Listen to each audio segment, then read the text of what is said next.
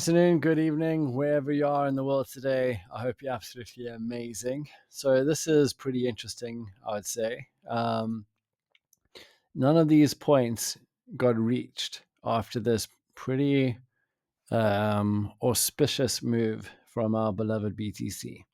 So, what does this mean to us? Well, as it didn't get to the target zone, it's probably best for us to revisit our scaling. Let's get rid of that line.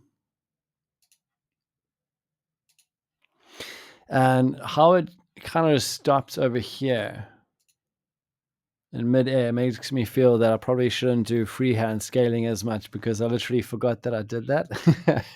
So in front of you guys, I just want to put it down and get the video out. But this is kind of a testament to why you should act with high precision.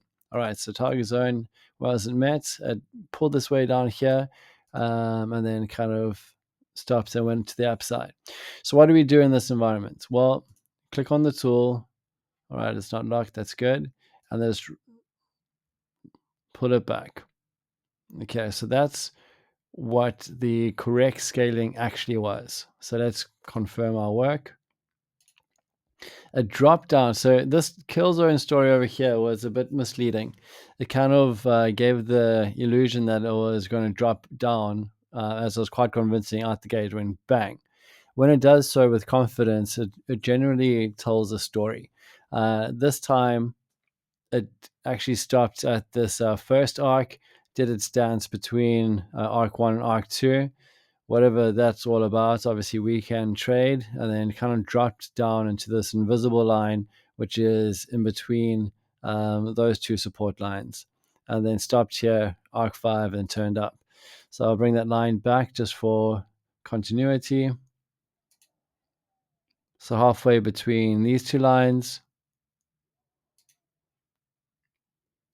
is that invisible support line. Okay, so got to arc 5, stopped and turned.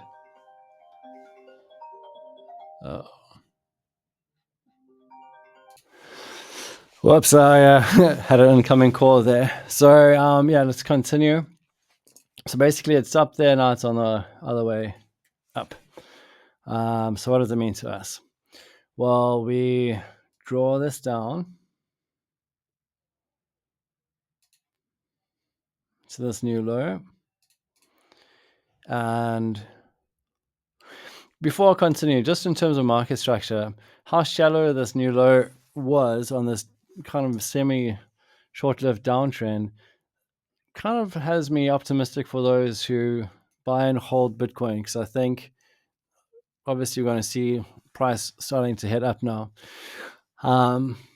Just by that market action over there. So let's see if that is the case. All right. Putting our tools down.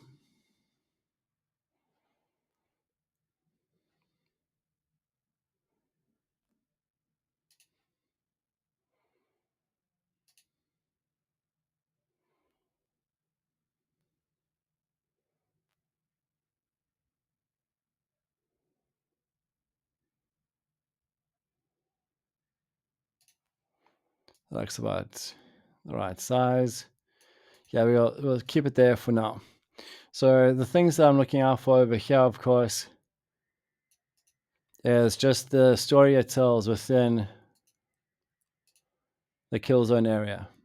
Solid commitment to this first line up, starts to feel resistance, and then it's going to tell us where it wants to go to tomorrow. So if it wants to go up there, if it wants to go, you kind of get the story about now.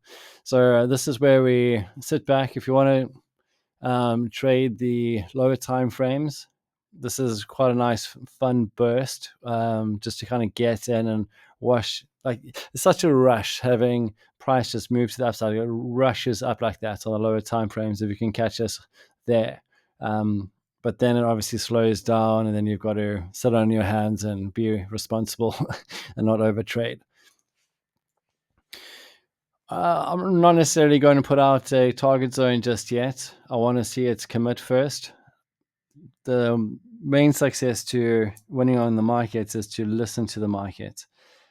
It's really dumb to try to force your will over something so majestic as such. I was actually having a conversation with a guy named Russ, who is one of the MTOPS students today.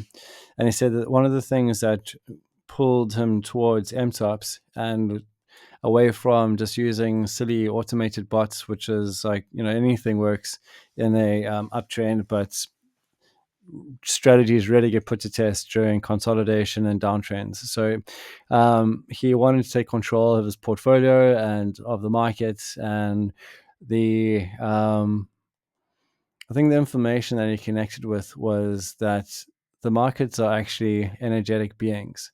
It's not just this buy and sell order book bullshit. It works in line with life itself. And the more that you understand about the market, the more you actually understand about yourself. Other than the mirrors and the fear and the greed and all the kind of limiting belief journey where you have to weed out all of the scarcity mindsets that's been installed into you over your lifetime, the actual energetic connection of the ebbs and flows, the stops and starts, can actually represent a similar occurrence to what your life looks like around you.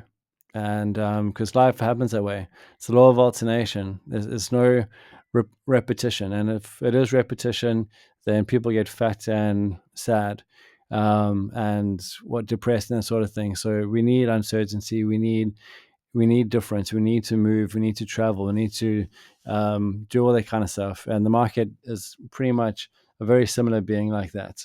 It'll have time of rest, and we have time of rest, and then it'll have time of action, and we have time of action. Or like over here, particularly, like you'll feel in your energetic field, things are a bit heavier than usual. And believe you me, like you're not the only one feeling it at that time. And that's why you can tell there's so much consistency in the support of this happening. Over here, entering into Virgo, heading into the weekend, guys are chilled, and now we're into the next move. So typically, I know Virgo season to be an earthy sign, so it's not too like fire, it's not too crazy, ups and downs and volatile, just like Aquarius or one of the air signs. It's going to be solid, slower moves, to my experience, that is, at least, just because of the star sign and the time of year energetically where we're in. And I think the point I'm trying to get to is that the deeper you understand the MTOPS methodology, the more you're optimistic about the idea of oneness and quantum fields and the magic behind existence. That's it for now. Let's have the price action, draw out what it wants next, and we'll follow suit. Ciao for now.